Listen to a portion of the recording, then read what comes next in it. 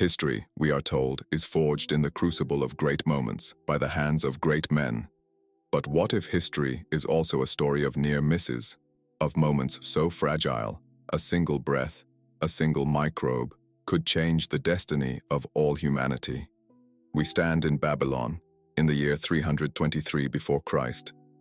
The air is thick, suffocating with heat, humidity, and the scent of death. The city holds its breath. In the opulent palace of Nebuchadnezzar II, a man, no, a god in the eyes of his men, lies dying. He is only 32 years old.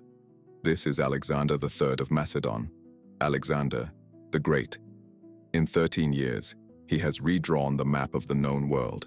He has shattered the Persian Empire, the largest the world had ever seen. His armies, the seemingly invincible Macedonian phalanx, have marched from the shores of Greece to the mountains of the Hindu Kush, from the deserts of Egypt to the plains of India. He is the strategos of Greece, the pharaoh of Egypt, the king of Asia. His dream, a single, unified empire, a fusion of East and West, a new oikumene, a new world culture. But in Babylon, that dream is dying. A fever, relentless and cruel, rages through his body. Was it poison, malaria, typhoid? We shall never know. His generals, the Diadochi, Ptolemy, Seleucus, Antigonus, circle his deathbed like vultures, their minds already carving up the empire he had built. His wife Roxana is pregnant, but his heir is unborn. His vast domain, held together by his charisma and his military genius alone, is poised to shatter. And on June 11th, 323 BC, the inevitable happens. Alexander dies. The dream dies with him. His empire explodes into 40 years of savage warfare, giving birth to the Hellenistic kingdoms. And in the West, giving a small, ambitious republic on the Tiber, Rome, the oxygen it needed to grow. But what if? What if this, the most pivotal what if of the ancient world, had gone differently? What if the man whose will had conquered armies, mountains, and deserts simply refused to die? What if, in that stifling Babylonian room, the fever had broken? What if Alexander the Great had risen from his sickbed, his ambition rekindled, and been granted 20 more years? The first consequence is not a battle, but a sound. The sound of a collective sigh of relief, quickly followed by the sound of sheathed blades. The Diadochi, the ambitious generals, freeze. Their plans for secession, for carving out their own kingdoms, evaporate. Ptolemy, in Egypt, looks not to his own crown, but back to his king. Seleucus, in the east, halts his ambitions. The engine of the Macedonian Empire, which had sputtered and nearly stalled, roars back to life. Alexander has survived, and he has learned. The near-death experience in Babylon would have taught him a critical lesson. His empire was him. It was not a state. It was a testament to his personal will. It could not survive his death. His first priority, therefore, would not be more war, but consolidation. He must forge a system. He must secure the succession. His son, Alexander IV, born after the illness, is not just a child. He is the future. Alexander, now a father and a survivor, would devote himself to grooming the boy. But he needs more. He needs an administrative bedrock. He would accelerate his policy of fusion, marrying his Macedonian veterans to Persian noblewomen, creating a new, blended aristocracy. He would establish new cities, Alexandrias, not just as military outposts, but as centers of Greek administration and learning, binding his vast territory with a common language and bureaucracy. And he would deal with his generals. They had shown their hand. They were ambitious. He would not execute them. He needed their talent, but he would separate them. He would rotate their commands, mixing their forces, ensuring no single man could ever again command the loyalty of an entire army, save Alexander himself. For several years, the world witnesses a new Alexander, not the warrior, but the statesman. He completes the campaigns his father Philip had envisioned. He cements his power in Greece. He finishes the conquest of Arabia, a plan that was on his desk when he fell ill. This move alone secures the entire Red Sea, controls the priceless incense trade, and fills his treasuries beyond imagination. The Nabateans and the wealthy kingdoms of the Arabian Felix become vassals to the Macedonian king. But the fire has not died. It only sleeps. By the year 315 BC, the empire is stable. The heir is growing, the treasuries are full. Alexander is 40 years old, still in his prime, and his gaze turns. Where? Not east. His men had made their feelings clear at the Hyphasis River. They would go no further into India. To push them again would be to break them. The gaze turns west. To Alexander, the oikumene, the known world, was incomplete. The west represented the other half of the Mediterranean, the mirror of his Persian conquest. The great rival was Carthage, a Phoenician power that controlled the seas, a city as wealthy as Tyre, which he had so brutally conquered. And then there were the Greek colonies in Sicily and southern Italy, the Magna Graecia, begging for a champion against the barbarians who pressed in on them. A military historian of the time might have argued, to attack Carthage is to attack the sea itself. It is a naval war, and we are soldiers of the land. But Alexander was not just a soldier. He was a visionary.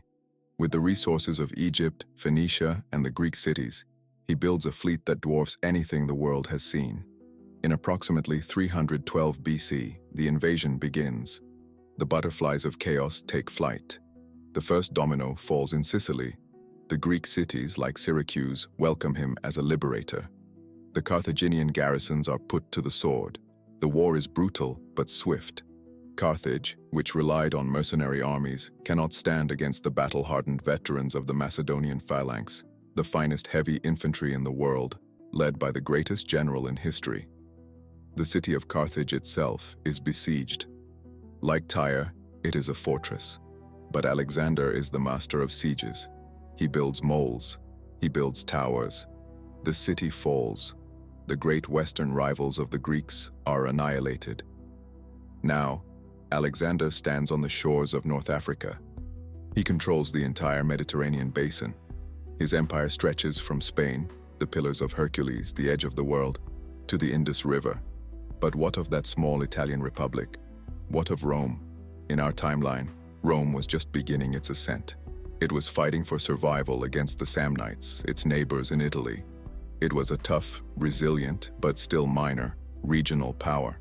For Alexander, they would not even have been the main objective. They would have been an afterthought. In the late 300s BC, as Alexander solidifies his control over Italy, his phalanxes would meet the Roman maniples.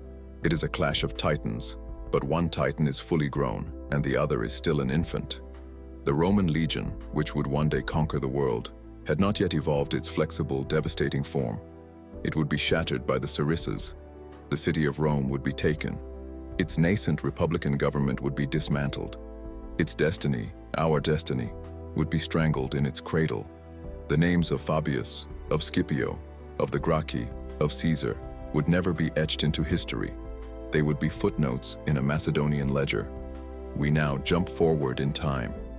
The year is 303 BC. Alexander the Great lies on his deathbed, this time for good.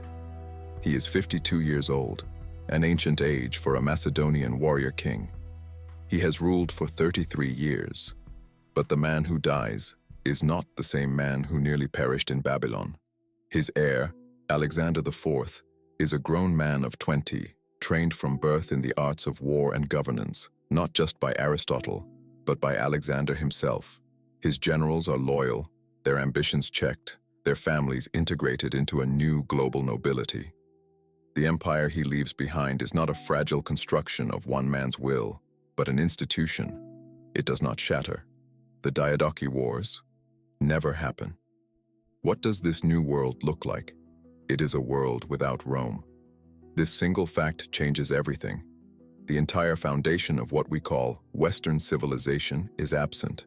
Our world is a trinity. The philosophy and art of the Greeks, the law and engineering of the Romans, and the ethics of Judeo-Christianity. In this alternate timeline, the Roman pillar is simply gone.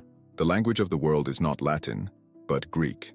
Koine Greek, the language of Alexander's armies, becomes the universal tongue, from the Scottish Highlands to the Ganges. Law is not the pragmatic, codified law of the 12 tables, or the Justinian Code. but rather an extension of Greek philosophy. It is perhaps more idealistic, but also less practical, less suited for the messy business of governing diverse peoples. The city of Rome itself might remain, perhaps as Alexandria on the Tiber, a minor provincial capital, its ruins a curiosity.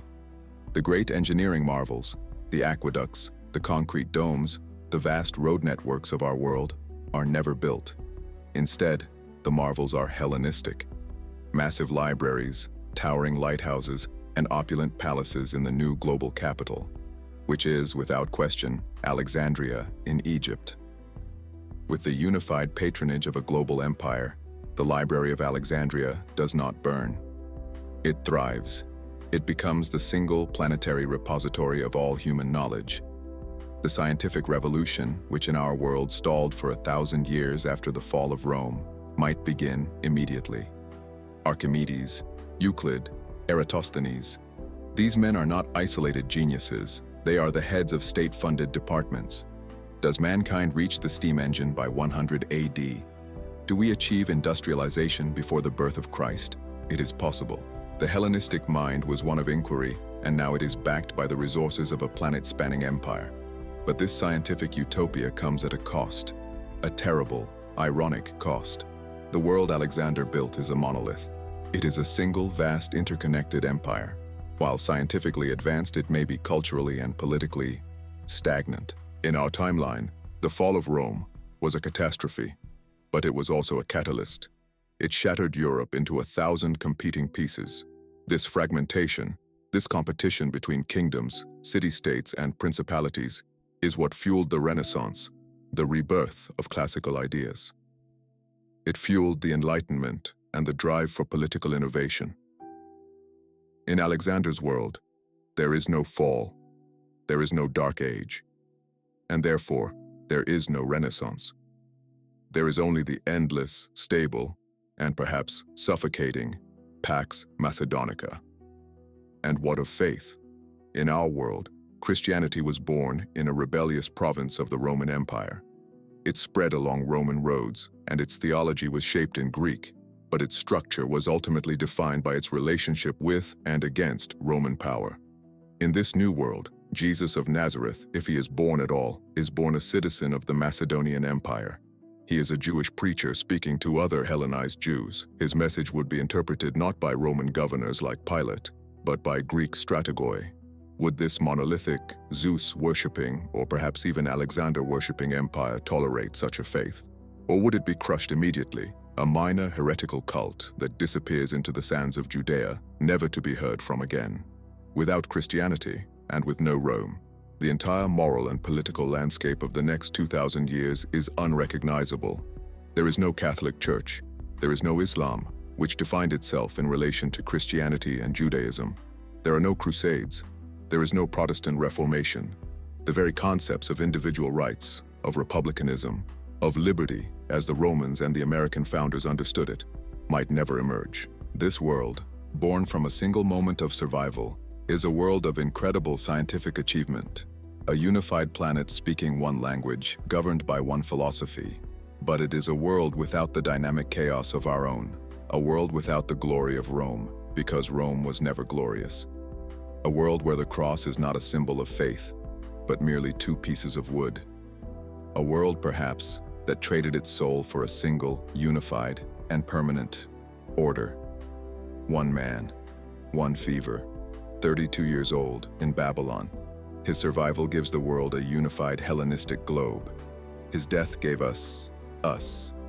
It gave us the chaos of the Diadochi, which in turn gave Rome the space to grow. It gave us the Roman Republic, the Roman Empire, and its spectacular fall. It gave us the very contours of our modern reality.